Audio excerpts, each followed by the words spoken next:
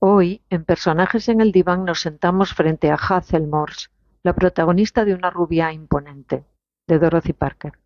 Y lo primero que conviene decir es esto: el problema de Hazel con el alcohol no empieza con el alcohol. Empieza mucho antes, en una identidad construida desde fuera. Hazel es una mujer que ha aprendido a existir en función de la mirada de los otros.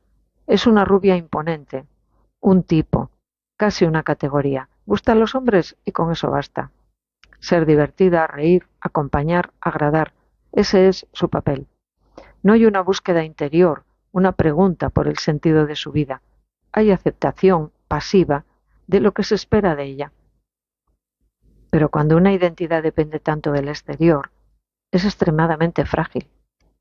Y esa fragilidad ya está ahí, aunque al principio no la veamos. Está en esa necesidad de encajar los pies en zapatos demasiado pequeños, en esas manos temblorosas, descritas casi como algo ajeno a ella misma. Está en su dificultad para recordar su propia vida, como si no hubiera estado realmente presente en ella. Es cuando se casa. Y casarse con Herbie no es solo una decisión emocional, es también una forma de estabilizar su identidad, de fijarla, dejar de ser esa mujer siempre disponible, alegre y despreocupada, y convertirse en algo más sólido: esposa, hogar. Pero por primera vez Hazel deja de actuar constantemente para los demás y se derrumba. Aparece el cansancio, el llanto, una sensibilidad desbordada que antes estaba contenida por el papel social que interpretaba. Llorar para ella se convierte en una experiencia casi placentera, como si por fin pudiera sentir algo propio, aunque sea dolor. Pero ¿cómo reacciona Herbie? Herbie se aburre, se irrita y se aleja de ella. Lo hace además desde el alcohol. Él ya bebía desde antes, pero en su caso el alcohol es social, forma parte de su carácter, de su energía y su forma de estar en el mundo. Hazel no tiene una relación igual con el alcohol. No lo necesitaba. Puede estar rodeada de gente que bebe sin sentir la menor inclinación. Eso nos indica que su posterior dependencia no tiene que ver con el gusto ni la costumbre, sino con una función psicológica muy concreta. El alcohol aparece cuando aparece la angustia.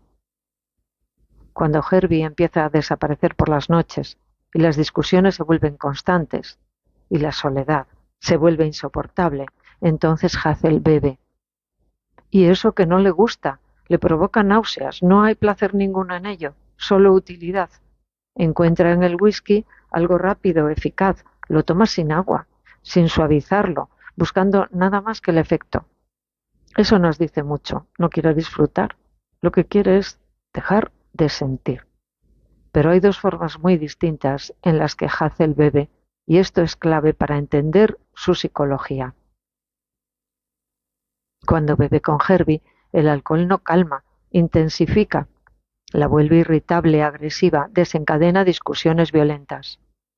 Es un intento fallido de recuperar la conexión perdida, de volver a ese estado inicial de diversión compartida. Pero lo único que consigue es acelerar la destrucción de la relación. Sin embargo, cuando bebe sola, el alcohol suaviza, apaga los bordes del dolor, introduce una especie de niebla donde todo pierde intensidad, y ahí, en esa bruma, Hazel encuentra algo parecido a la paz. Ese es el núcleo de su adicción.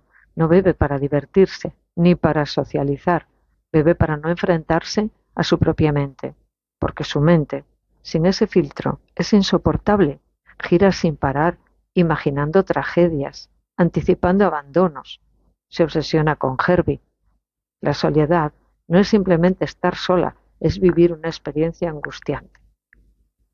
Y aquí aparece uno de los elementos más duros del personaje: su incapacidad para imaginar una alternativa.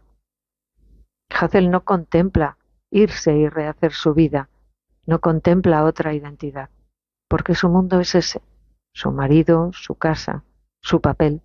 Incluso cuando todo se desmorona, sigue aferrada a la idea de que en algún momento todo volverá a ser como antes. El alcohol sostiene esa ilusión, le permite seguir funcionando dentro de una realidad que la está destruyendo. Le permite no tomar decisiones y no romper, pero como siempre ocurre tratándose del alcohol, que el precio es alto. Poco a poco el alcohol deja de ser una herramienta puntual y se convierte en un estado permanente. Ya no hay momentos de consumo. Hay una vida entera envuelta en esa niebla, una existencia amortiguada donde nada sorprende ni impacta demasiado, pero tampoco se vive plenamente. Y en ese punto el alcohol ya no es una respuesta al problema, se convierte en el problema. Lo más impactante del retrato que hace Dorothy Parker es que hay un momento claro de caída. No lo hay. Todo ocurre de forma gradual, casi invisible. Esa es la verdadera tragedia, la normalización, en cómo una vida puede ir estrechándose poco a poco sin que haya un punto claro en el que decir, aquí empezó todo. Hazel Morse no es un caso extremo, es más habitual, desgraciadamente, de lo que parece. Es alguien corriente, atrapada en una dinámica emocional que no sabe dirigir, en una relación que la desborda y en una identidad que nunca llegó a construir del todo. Y el alcohol aparece como la solución más rápida, más accesible y más destructiva. Si tuviéramos a Hazel aquí en el diván, probablemente no hablaría de su problema con el alcohol. Hablaría de su marido, de su casa, de lo sola que se siente. Porque cuando buscas la solución en el alcohol, renuncias a transformar tu realidad. ¿Te das cuenta?